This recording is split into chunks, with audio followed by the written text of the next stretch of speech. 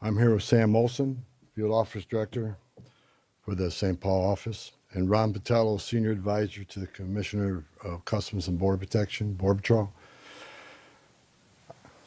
Us three guys got just shy of 100 years in law enforcement, immigration enforcement. I worked with Ron 30 years ago in Dallas, Texas. He's been with the Border Patrol's entire career. During my press conference last week, I reported I had productive discussions with various state and local officials, including Governor, Attorney General, Mayor Frey, and law enforcement officials about increasing coordination in a lawful way between the county jails and ICE to avoid public safety threats being released back in the community. While we had our differences, one thing was clear: we all committed to public safety for all who live in the Twin Cities. We have made significant progress under the direction of President Trump, working with state and local officials here in Minnesota, and I expect that to increase in the coming weeks. We continue to have discussions. I'll have discussions this afternoon. We currently have an unprecedented number of counties communicating with us now and allowing ICE to take custody of illegal aliens before they hit the streets. Unprecedented cooperation.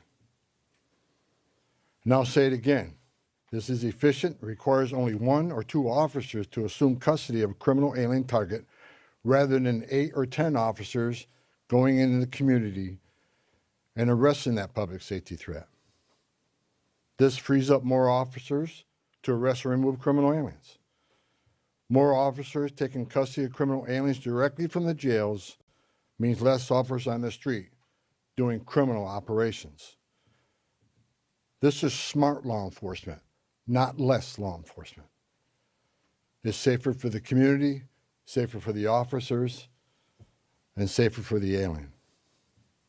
This coordination also makes it far more safe for the Twin Cities. Arresting a public safety threat in the safety and security of a jail is the safest thing we could do. Further, less public safety risks are being released back into the communities, reduces recidivism, so local law enforcement can direct their limited resources to other public safety matters in their community. This is another priority of President Trump. The state prisons already cooperate with ICE on this coordinated transfer of custody, and we thank them for that partnership, and we plan to do more with them. I also want to reiterate and emphasize we are not requiring jails to hold people past their normal release time for immigration purposes. We're not asking anyone to be an immigration officer. We are not asking any state or local official to do immigration enforcement activity. They are not. By merely notifying us before they release them, they don't hold them 1 minute past they normally would. Given this increase in unprecedented collaboration, and as a result of the need for less law enforcement officers to do this work in a safer environment, I have announced effective immediately we will draw down 700 people effective today. 700 law enforcement personnel. We have also fully integrated CBP personnel into the ICRO team structure under one unified chain of command. Not 2 chains of command, there'd be 1 chain of command here. Any large enforcement operation I've ever been involved with, there's 1 chain of command, and that's where we're moving forward. During my press conference last week, I announced that moving forward, ICE will be conducting targeted immigration enforcement operations, like ICE has traditionally done for decades, based on reasonable suspicion to question and detain. ICE will conduct these operations and transnational criminal organization investigations with a focus on national security and public safety. I want to be clear. Just because you prioritize public safety threats don't mean we forget about everybody else. We will continue to enforce the immigration laws in this country. To help execute this, we have developed and implemented a multi-agency surge task force within an operational framework that clarifies lines of effort, integrated enforcement, investigative and special response efforts. A unified joint operations center has been established to manage all operations and ensure efforts align with priorities of the mission. This reorganization also enables ICE to leverage joint intelligence capabilities to effectively target threats, as well as to reduce the overall personnel footprint and enhance public safety and confidence in the agency's capabilities and presence here. I've also ensured that officials from legal internal affairs offices remain on the ground as long as this operation continues. During our efforts to identify and implement improvements of how operations are planned, conducted, and managed, we identified a gap in regard to the use of body-worn cameras. This was actually raised by the workforce when I started walking around talking to people here. Some officers and agents had them, some didn't. That inconsistency was unacceptable, so we moved immediately to prioritize full body cam deployment in the city. I discussed this with Secretary Noem a couple of days ago, and she made the decision to deploy them. The plan is to deploy them nationwide, but it's a priority for the city right now. There's actually $20 million in the spending bill to further fund the deployment of body cameras. The president's supportive of this decision because we have nothing to hide. We want to be fully transparent in what we do. The American people seek and deserve professional and trustworthy law enforcement, and I and the president expect that any misconduct will not be tolerated and will be swiftly addressed. The integration, structuring, and resources we have implemented would help ensure accountability and that targeted enforcement operations have a focus on national security threats and public safety threats, and they are conducted effectively, safely, and appropriately. Again, this is smarter enforcement, not less enforcement. For those who are not a national security threat or public safety risk, you are not exempt from immigration enforcement actions. If you're in the country illegally, you are not off the table.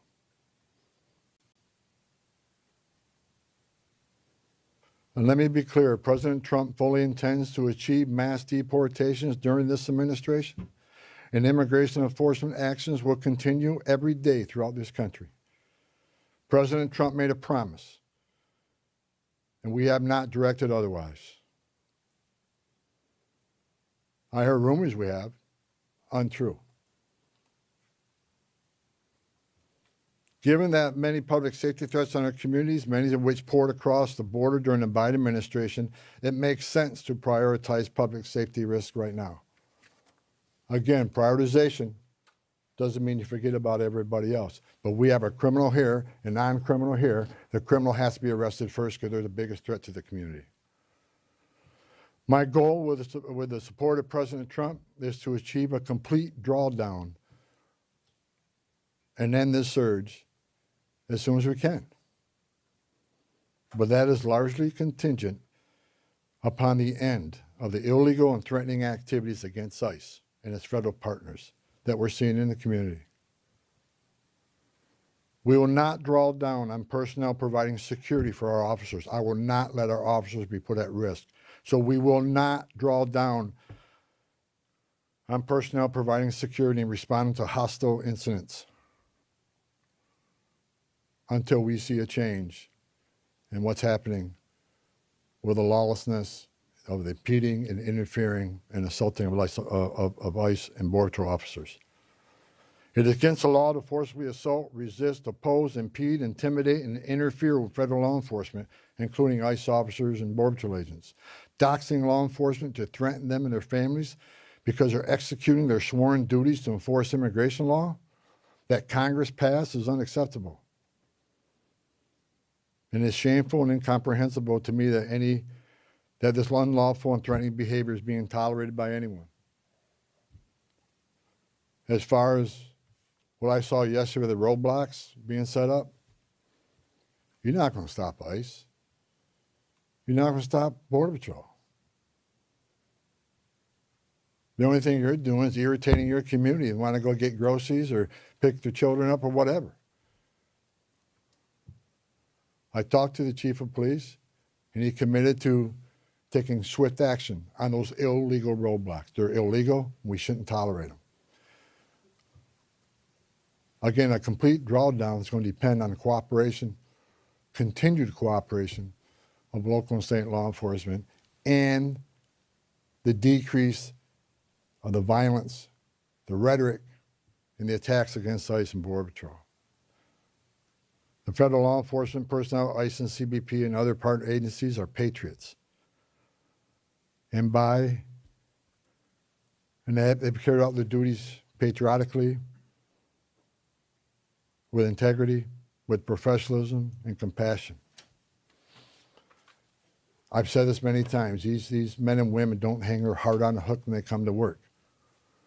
President Trump and I strongly stand with them in the critical work they do to prevent harmful or otherwise dangerous people from entering or remaining in this country.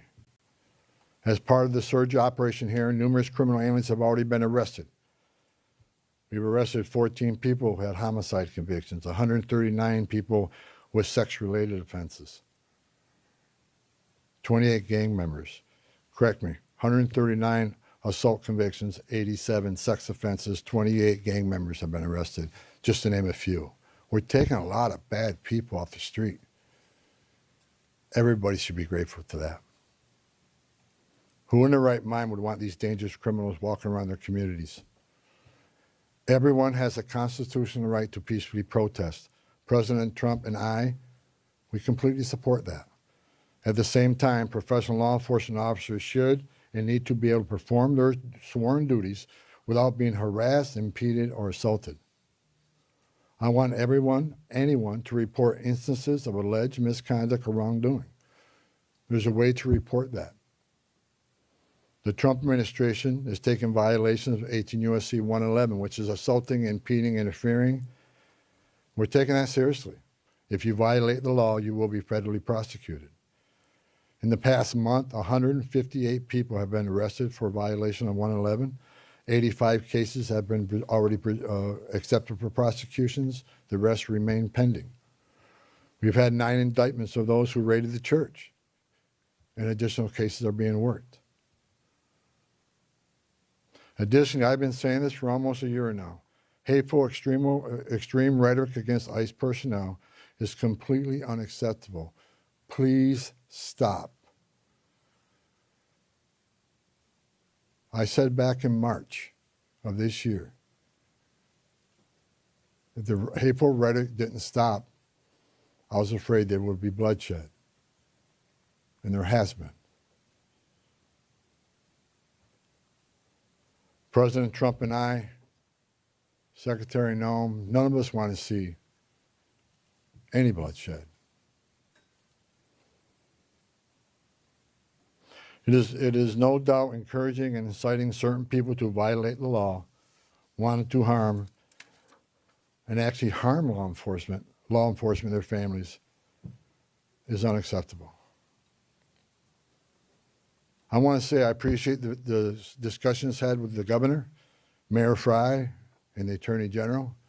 We've had frank, honest discussions. We don't agree on everything, but we do agree on the need for public safety. And we do agree that ICE has a role to enforce the immigration laws of this country. I would implore the governor and the AG and the mayor and other political officials to urge in the most strong and urgent way to ask for calm in the community and to end the resistance, the impediment, the interference, again, protest.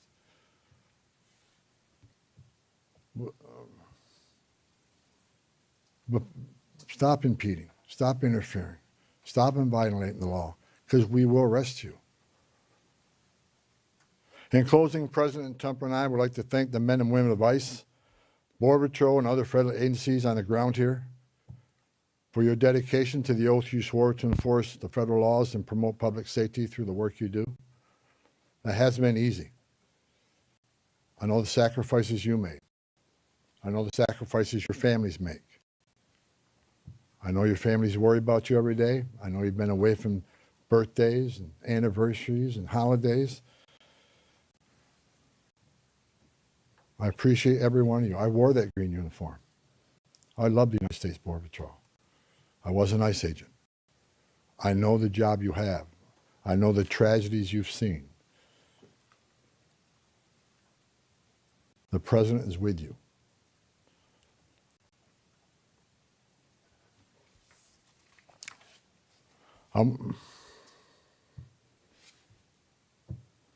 Again, I want to thank Governor Walz, Attorney General, and Mayor for the candid, insightful, productive discussions we had.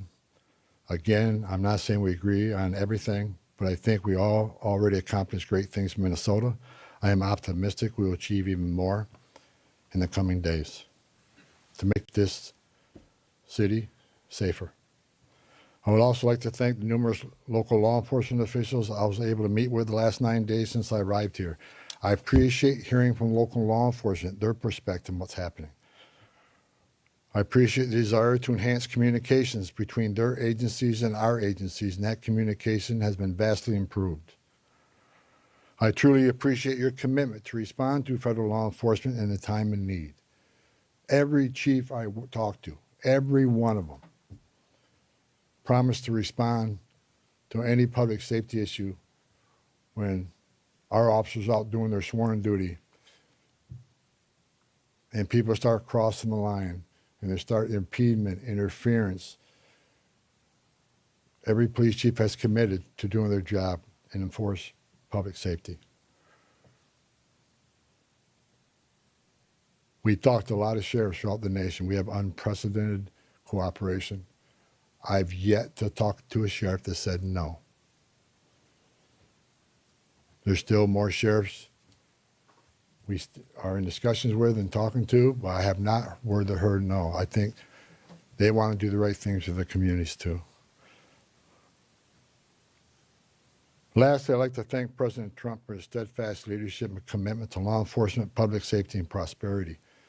I've said this many times. I've worked for 6 presidents and 10 administrations.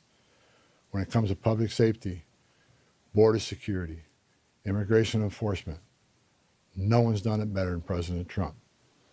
His success is unprecedented.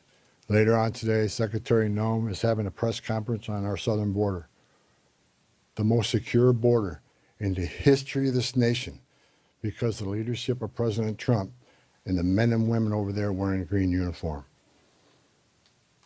Most secure border in the history of this country, which means less children are dying making that journey, less women and children are being sex trafficked, less fentanyl getting in this country to kill our young people, less known suspected terrorists being released in this country. The most secure border in a lifetime gives us the strongest national security we've seen. You can't have strong national security without strong border security. I wish I could be at that press conference, but the president has called me here. I just had a small part in it. The reason we have the most secure border is because of President Trump's leadership and the men and women wearing the green uniform, which I once wore. I just reported, I was down there with Commissioner Scott, CBP Commissioner Scott, 2 weeks ago. We went through that border in boat, forward drive, and in the air. We toured the border in California, Texas, and Arizona. And I did not see one illegal alien. Think about that. The last 9 months, no one's been released from that border. The most secure border in history of this nation. So God bless the men and women of the Border Patrol. God bless President Trump for his leadership. And God bless the United States of America. Now I'll take questions. Sir, you said that you're getting unprecedented cooperation. Where's that coming from? Is it coming from the sheriffs? Have you signed agreements with them? Are Hennepin and Ramsey County part of that? And the 700 officers leaving Minnesota, are they Customs and Border Patrol or ICE or? There's a mix, but That number is based on, number one, the cooperation. Again, rather than having whole teams out looking for a criminal alien was just released, now we have one agent at that jail picking that person up. That and the operation has been successful on a number of arrests, so the target list is reducing. So with the efficiencies of the jails, with the efficiencies of the prison system working with us, and the target list decreasing, we had a whole team looking at what makes sense without risking officer safety and the security teams, and that number is 700. Look, we want to get back to the original footprint, the Minnesota footprint of what ICE officers looked like before this operation, plus the additional hires through the big, beautiful bill. A lot of these people, you got agents here from LA, New York, and Portland. There's problems there too. So we want to get people back to their home stations and enforce immigration laws in those areas. But the vast majority of sheriffs, there's only a few that we're still in consultation with, but this is unprecedented cooperation. So again, I want to thank, the sheriffs, the governor, and the AG. I think we're in a lot better place than we've ever been in. We never had this kind of cooperation at this level, and I'm not leaving until we get all done. But I'm happy to say I'm extremely pleased with the leadership team and their outreach to the sheriffs, to the state, to the chiefs. I've talked to many of them. I didn't talk to all of them, but I plan on talking to every one of them before I leave and thanking them for their cooperation. Are you getting cooperation from Hennepin and Ramsey? Follow-ups right here. Go ahead. With everything that you've mentioned here right now, do you think this operation was a success here in Minnesota? Yeah, I think I just listed a bunch of people we took off the streets of the Twin Cities. So I think it was very effective as far as public safety goes. Was it a perfect operation? No. No. And I just told you, we created one unified chain of command, make sure everybody's on the same page, make sure we're deconflicting targets, and making sure we follow the rules. Now, I'm not saying anybody, I don't think anybody purposely didn't do something they should have done. I'm saying that I brought a different set of eyes on this. I've done this for a long time. We made this operation more streamlined, and we established a unified chain of command, so everybody knows what everybody's is doing. And not that it wasn't current before, but we approved upon that. So in target enforcement operations, we go out there. There needs to be a plan, and I want to make sure everybody has a plan. But I'm not going to sit here and point finger at anybody that they failed. It was a great operation. We took a lot of public safety threats off the street. Right here. Can I ask a quick numerical, just clarification, and then get to my main question, please? So 700 leaving effective immediately. How many will that leave here once that group is out? Right around 2,000. And what is the pre-operation footprint? Well, 150, 150. 150 is normal. But we got to remember now, we got special agents on detail here doing the fraud investigation. They're not going anywhere.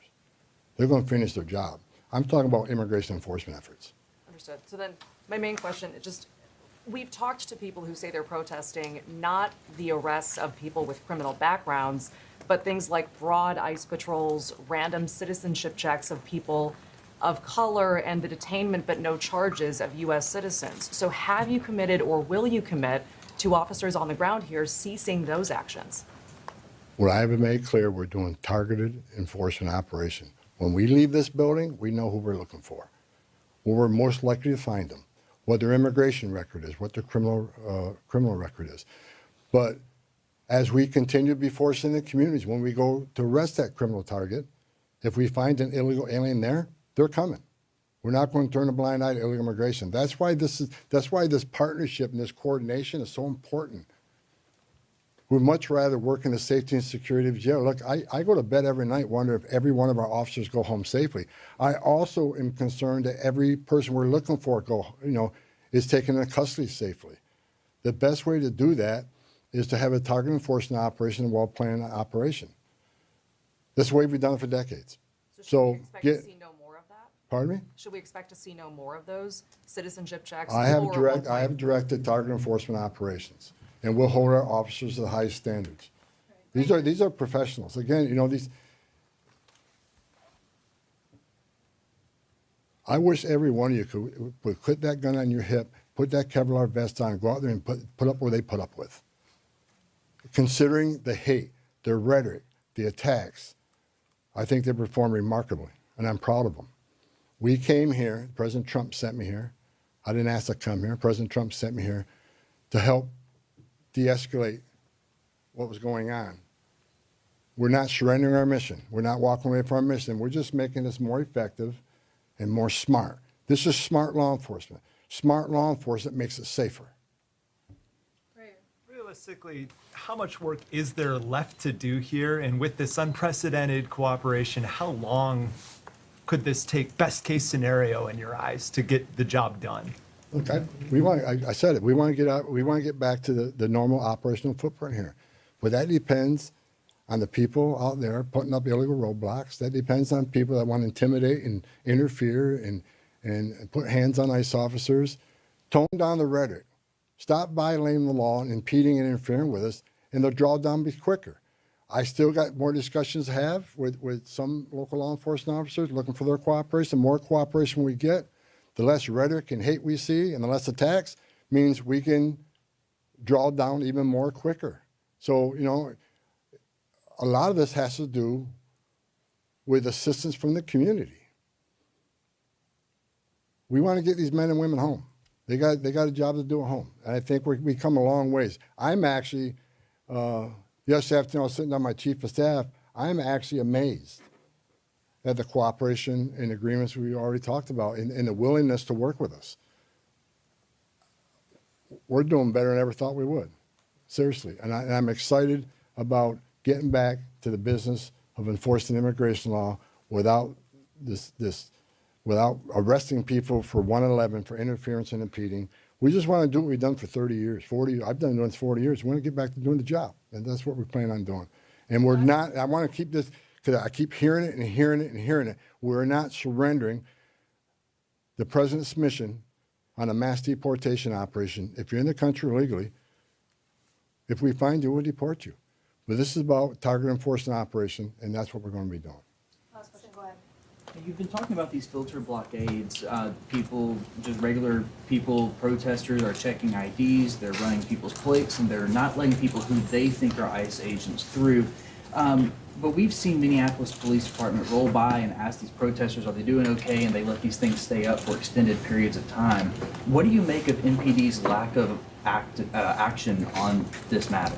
When I was away to wear the roadblocks yesterday, I called the chief of police, and he went and disbanded them after I got off the phone with him. He has promised to take enforcement action. It's illegal. You can't do that. And again, a message to those folks, what are you doing? You really think you're going to stop an ICE and CBP from doing the job? It's a joke. Only people you're hurting is your own community who wants to go and get groceries, pick up their dry cleaning, or go to work, whatever. You're just hindering them. Stop. Stop. All right, I no just more have a quick questions. Go ahead, sir. clarification on the body No more cameras. question, guys. Just a Thank clarification. you. Mr. Homan, could you just talk about the targeted list? How big is Asking that Benny Jones to list? report those only at